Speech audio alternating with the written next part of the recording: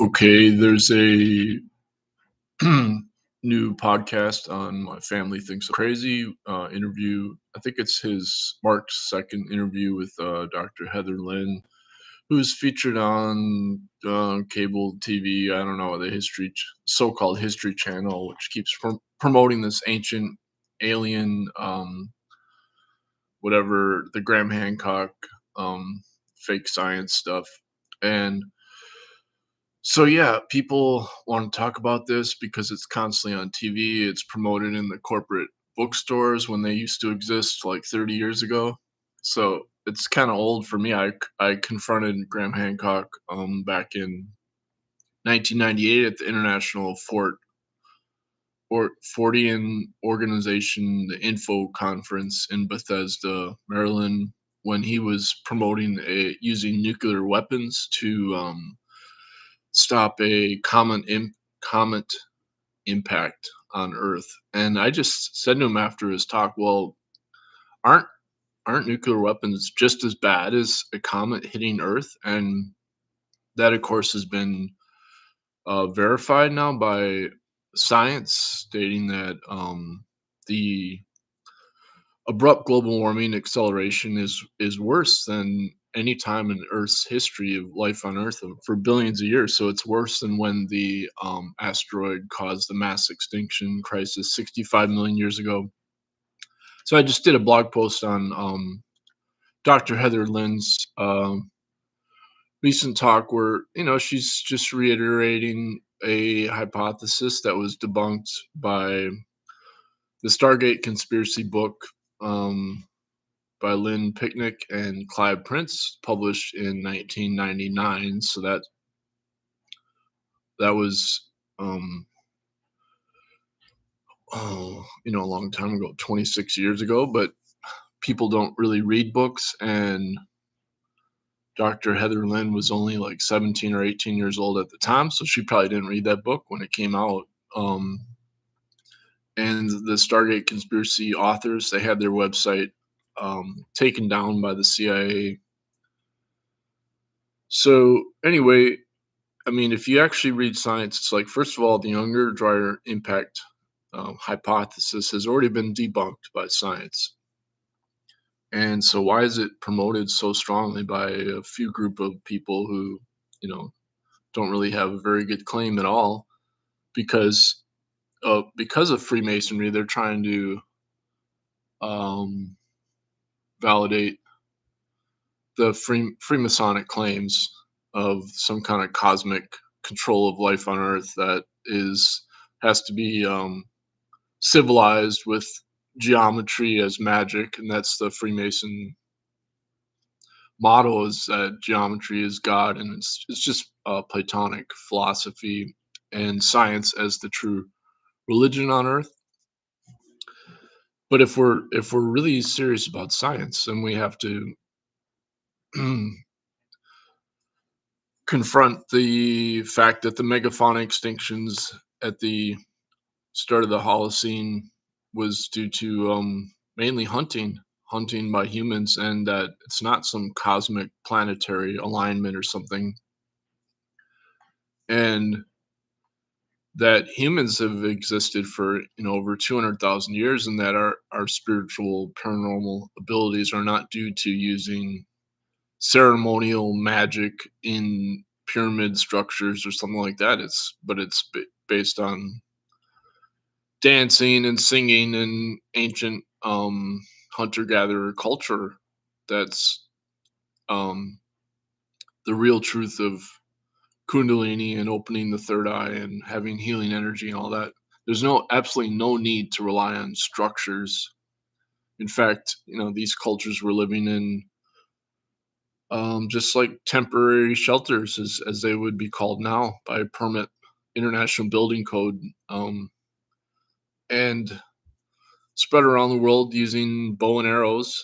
And sure, the bow and arrow was like a magical um, instrument that also was magic as like a harp, considered like a musical instrument in that sense. But it was the females singing all night with clapping, and the men dancing all night, and the men would go off and train for a month alone to develop the energy, and using cooperation for long distance hunting. And that's the real truth of modern human culture, is that it relies on cooperation. And there's even a good recent book about this, the survival of the friendliest, because the like domestication of dogs is sort of like a coevolution of what modern humans are, is that we basically self domesticated our to have a longer birthing, like we come when we're born, we're basically premature, and we require like 2 years of like our original human culture, they did breastfeeding for 2 years, and now that would be considered abnormal or something. But it was all based on the love of the baby, and the energy, the spiritual energy of the baby is being cared for.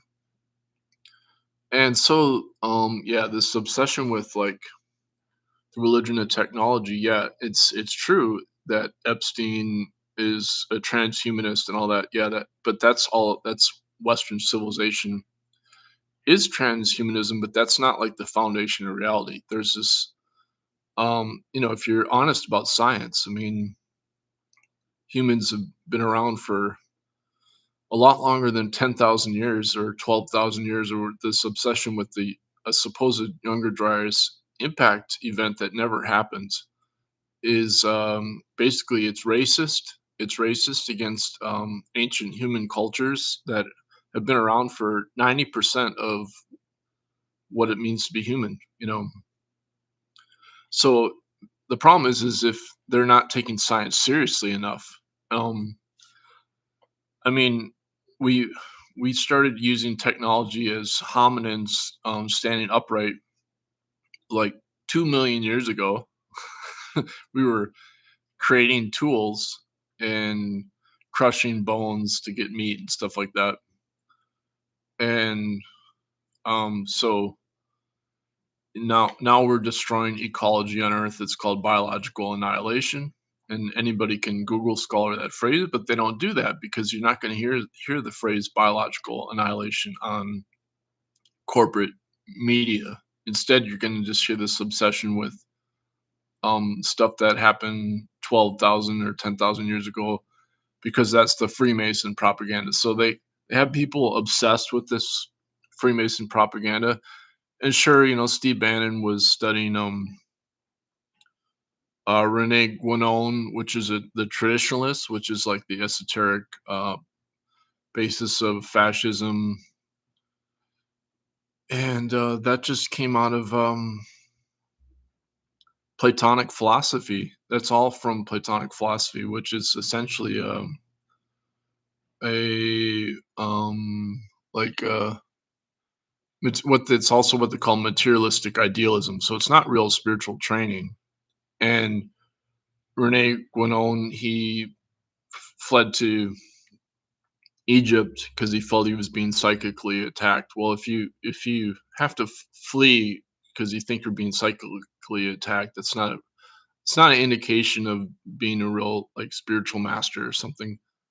But yeah, I was reading about traditionalism, and it's in my 2012 book. So that proves that I've been studying that stuff for um 22, at least, 20 years probably. So anyway, yeah, it's like, okay, it's not a big deal. I mean, to focus on transhumanism as a problem, yeah, that's great, but there's a there's a larger problem of just biological annihilation, and the solution gets lost. This is my point, is like, well, the solution isn't to embrace the problem. The ceremonial magic is fake magic. It's not real magic. Mathematics is not real magic, but it is this religion of technology. And real magic is based on the hunter gatherer culture from 200,000 years ago. So this is my point. It's like, if you want to talk about this stuff, don't leave out 90% of when humans existed. It's well documented those cultures are still around. The San Bushmen and Biaka cultures in the Congo. Anyway, yeah, so it's like if people wanna try to sound scientific, they should at least, like, use Google Scholar and actually and I quickly just debunked her whole, like, claim about the Younger Dryas impact, hypothesis.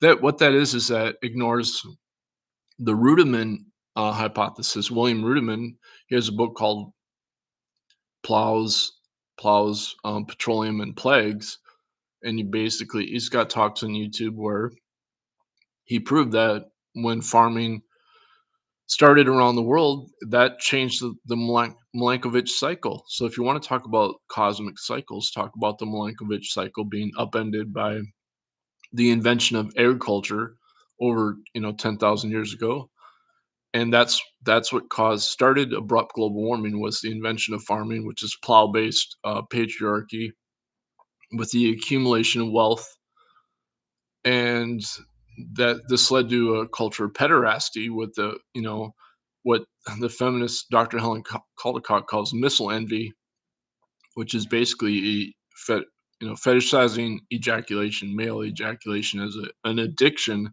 that then spreads around the world as warfare. And that's our current dilemma. We're destroying ecology on Earth as this kind of chimpanzee, like even worse than chimpanzees, because Professor R. Brian Ferguson's book War, Chimpanzees and History proves that when we observe chimpanzee males practicing war, that's actually a byproduct of their being um, exploited by humans closing in on them. The encroachment of chimpanzee environment by humans is what turns chimpanzees to try to be more like humans. So, um, whereas the bonobo culture is all based on the female orgasm as the truth of Kundalini, and the bonobo bonobos are peaceful. They don't have warfare, and so it'd be much better, if males can't even control their lower body, so how can they control nature through technology? It doesn't make any sense. But the bonobo culture is be would be much better for modern humans to follow because it's a peaceful culture. It's not based on rape. The males don't rape, and the females act as a group to keep the males in control. So it's like, yeah, the elite, they think they're practicing, ceremonial magic and the power of blood and all that. Well, the power of blood is just psychic yin, what's called yin qi in Taoism, and that's nothing compared to the power of yang qi, which is based on celibacy. And obviously, Epstein was a psychic vampire, just like Drumpf. Drumpf is a psychic vampire. That was my final um, op-ed published in the University of Minnesota newspaper, The Daily, and people thought, I was like way out of line or whatever. But yeah, I called it back then. I called it neo-Nazism in the academia, and a professor even threatened me in email. He said, "I will personally make sure you're never published in the Minnesota Daily again." So there you go. But yeah, the truth is not a popularity contest. So I know people want to like just react to this ancient alien propaganda that's being promoted by Netflix and corporate, the History Channel and all that, but or Freemasonry and everything. But it's like as long as you're obsessed with the problem, you're never gonna find out what the solution is. And even mainstream Christianity is just based on Platonic philosophy, which is part of the problem also. So, yeah, it's kind of hard for people to escape the problem and to look beyond it. But if you study science more seriously, then you can reverse engineer it and go beyond it. That's kind of my point of what my 2012 book is about. And so, it's not just to like point out that the elite rely on like blood sucking vampirism from this religion and technology is that's what David Icke was saying, 30 years ago. So it's not like a new hypothesis. It's there's nothing there.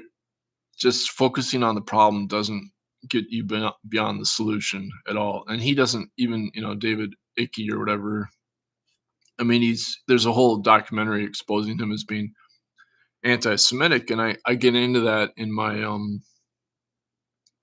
2012 book that anti-Semitism is really based on the Hellenization of Judaic culture, which is this symmetric logic.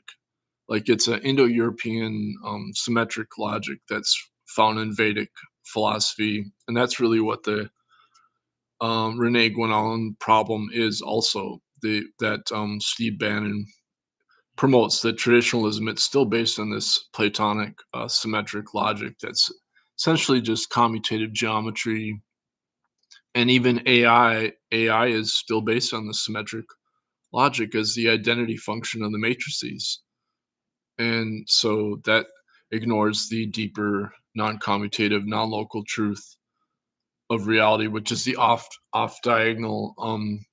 They're considered to be zero in the identity matrices that's used for AI, but it's not zero. It's non-local resonance as non-commutative or asymmetric time, and that's the truth that's causing the ecological crisis on Earth is ignoring that fundamental lie, what I call the liar of the lie, the the liar of the liar. That gets you back into music theory. So you really have to study music to get beyond the like music as meditation. Um, and I'll just leave it at that. It's I mean, the fact that corporate television can promote these ideas just shows that if you see the whole point of fascism is you're just taking the velvet glove off the iron fist. And if you're just coming out in the open and saying, "Oh, this is what they're doing," um, but you're not promoting any alternative. You're not promoting any solution. So it's like being a deer caught in the headlights. If you're a deer caught in the headlights, that doesn't help anybody. It just it just identifies the problem. It doesn't say it's wrong even, so unfortunately that's the problem with techno-feminism, what I call techno-feminism in my 2012 book.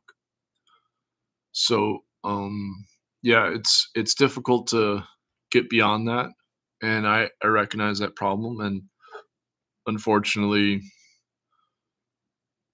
things are just going to get worse, but people can rely on meditation to help them through it. And if you take meditation on a deep level, you do get precognitive visions that are more real than being awake, and synchronicities and all that, and paranormal spiritual healing ability. And yeah, it does open you up to a deeper level of reality, but it's beyond more than just blood. It's also based on celibacy and um purification and stuff, and that's why it's really rare to develop those abilities in our modern um westernized world, which is now globalized, whether it's China or India, even Africa. It's hard to like truly train in these abilities. And so we're in a predicament. It's what they call a predicament. There's no solution for it. You just kind of try to survive it as best as possible. But I'm just making the claim that, like, let's go beyond the problem and see beyond the last 10 to 12,000 years, and stop making up lies about the origin of the problem, because that's based on racism to do that, and stop ignoring the original human culture